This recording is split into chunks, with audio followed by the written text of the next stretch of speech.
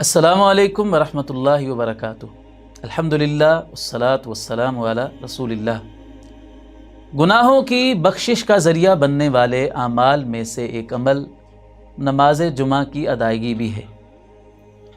सही मुस्लिम में रसूलुल्लाह सल्लल्लाहु अलैहि वसल्लम का ये फरमान मौजूद है। आपने फरमाया कि अस्सलावातुल खम्सु वल जुमुअतु इलल जुमुअति कफ़्फ़ारातुल लिमा बैनहुन्ना मा लम तुशल कबाइर। पांचों नमाजें और एक जुम्मे से दूसरा जुम्मा उसके दरमियान में किए हुए सारे गुनाहों का कफ़ारा बन जाता है जब तक बंदा कबीरा गुनाहों से बचा रहता है। मतलब इस हदीस मुबारका का ये है कि एक मुसलमान एक नमाज़ पढ़ता है, उसके बाद दूसरी नमाज़ पढ़ता है, तो दूसरी नमाज़ पढ़ने से पहली नमाज और इस नमाज के दरमियान में जो उससे गुनाह हुए थे अल्लाह ताला उनको बख्श देता है। उसके बाद इसी तरह हर नमाज से दूसरी नमाज के दौरान तक जितने गुनाह होते हैं दूसरी नमाज से पढ़ने से पहली नमाज और इस नमाज के दरमियान के सारे गुनाह अल्लाह ताला बख्श देता है। एक जुम्मा अदा करता है, उसके बाद अगला हफ्ता आ जाता है, फिर दूसरा जुम्मा अदा करता है, तो दूसरा जुम्मा अदा करने से पिछले पूरे हफ्ते में जितने उसने गुनाह किए थे अल्लाह ताला उनको बख्श देता है। लेकिन शर्त इस हदीस में आप अलैहिस्सलातु वस्सलाम ने ये साथ लगा दी कि जब तक वो कबीरा गुनाहों से बचा रहता है। तो कबीरा गुनाहों को बख्शवाने के लिए तो तौबा इस्तिग़फ़ार की ज़रूरत है। कबीरा गुनाह बहुत सारे ऐसे दलाइल हैं जिनसे साबित होता है कि कबीरा गुनाह की माफ़ी के लिए, बख्शिश के लिए तौबा और इस्तिग़फ़ार ज़रूरी है। बाकी सगीरा गुनाह वो आमाल से, आमाल सालिहा से, नेक आमाल करने से वो माफ़ होते रहते हैं। इंसान कोई भी छोटे से छोटा अमल भी करता है तो उसके ज़रिए से जहाँ उसको नेकियां मिलती हैं वहाँ पर उसके गुनाह भी माफ़ होते हैं, सगीरा गुनाह माफ़ होते हैं। तो कबीरा गुनाहों को माफ़ करवाने के लिए तो तौबा करनी पड़ती है। नबी करीम सल्लल्लाहु अलैहि वसल्लम ने इस हदीस मुबारका में नमाज जुमा को गुनाहों की बख्शिश का ज़रिया बताया है, पूरे हफ्ते के गुनाहों की बख्शिश का ज़रिया बताया है। दूसरी अहादीस मुबारका में जुमे की नमाज के आप आदाब कह लीजिए या कुछ शराइत आप अलैहिस्सलातु वस्सलाम ने इसके साथ शामिल फरमा ली हैं।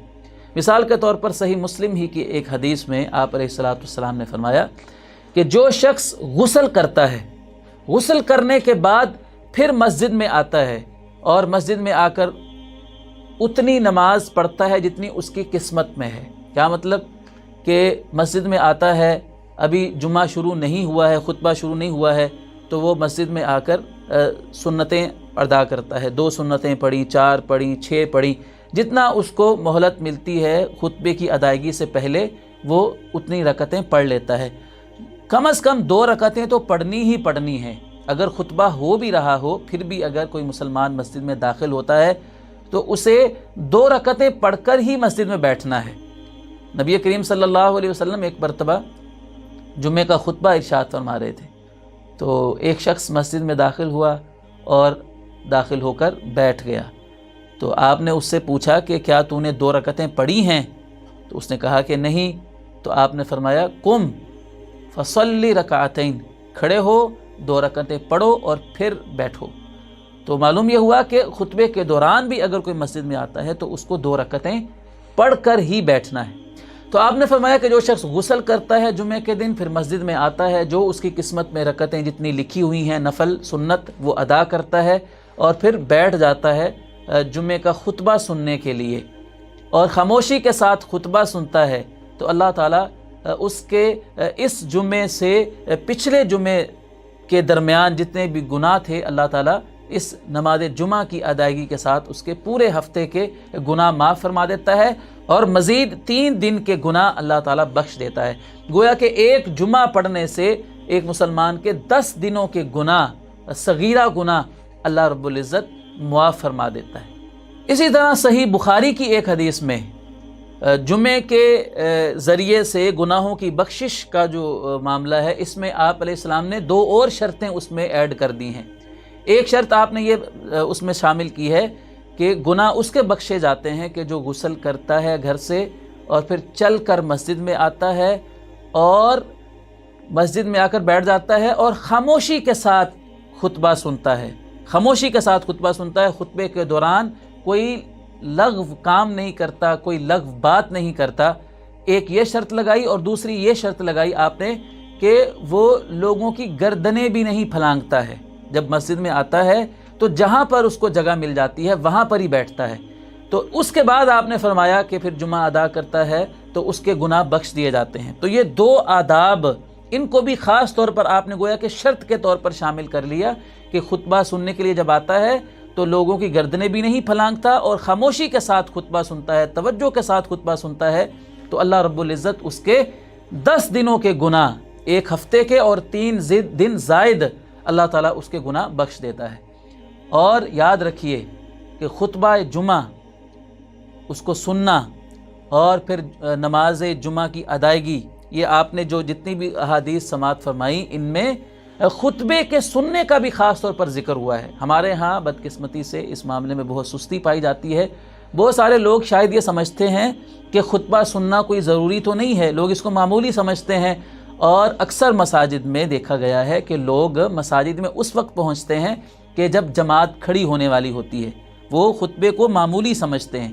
تو ان ساری احادیث میں جن میں جمعے کے ذریعے سے گناہوں کی بخشش کا ذکر ہوا ہے تو ان میں خاص طور پر خطبہ سننے کا بھی ذکر ہوا ہے. تو اگر ہم یہ چاہتے ہیں کہ نماز جمعہ کے ذریعے سے ہمارے گناہ اللہ تعالیٰ معاف فرما دے تو ہمیں اہتمام کرنا ہے خطبے کے سننے کا. یعنی خطبہ شروع ہونے سے پہلے مسجد میں پہنچ جانا ہے اور خطبہ مکمل سننا ہے، پھر نماز ادا کرنی ہے اور پھر یہ اللہ تعالیٰ سے امید رکھنی ہے کہ اللہ تعالیٰ ہمارے اس عمل کے ذریعے سے گناہ بخش دے گا. اور دیکھیے کہ ویسے بھی جمعے والے دن حدیث مبارکہ میں آتا ہے کہ جب جمعے کا دن ہوتا ہے تو مسجد کے باہر اللہ کے فرشتے رجسٹر لے کر بیٹھ جاتے ہیں اور جو جمعہ پڑھنے کے لیے لوگ آتے ہیں فرشتے ان کا نام لکھنا شروع کر دیتے ہیں. جو پہلے آتا ہے اس کا پہلے نام لکھتے ہیں، پھر جو دوسرے نمبر پر آتا ہے دوسرے نمبر پر نام لکھتے ہیں، ترتیب وار ان کے نام لکھنا شروع کر دیتے ہیں، ان کی حاضری لگاتے ہیں فرشتے. تو جب امام آتا ہے، امام خطبہ دینے کے لیے ممبر پر چڑھ جاتا ہے، خطبہ شروع ہو جاتا ہے تو فرشتے بھی اپنے رجسٹر بند کر کے مسجد میں داخل ہو جاتے ہیں اور وہ بھی خطبہ سننے کے لیے بیٹھ جاتے ہیں. گویا کہ جو نمازی خطبہ شروع ہونے کے بعد مسجد میں داخل ہوتے ہیں فرشتوں کے رجسٹر میں ان کی حاضری نہیں لگتی ہے، ان کا نام فرشتوں کے رجسٹر میں نہیں لکھا جاتا ہے. تو اس لیے ہمیں نماز جمعہ کا جس طرح اہتمام کرنا ہے اسی طرح اہتمام خطبے کے سننے کا کرنا ہے. اور اگر ہم چاہتے ہیں کہ فرشتوں کے رجسٹر میں ہماری حاضری لگے تو خطبہ شروع ہونے سے پہلے ہم نے مسجد میں پہنچ جانا ہے. اسی عمل سے اللہ تعالی ہمارے گناہوں کو بخشے گا.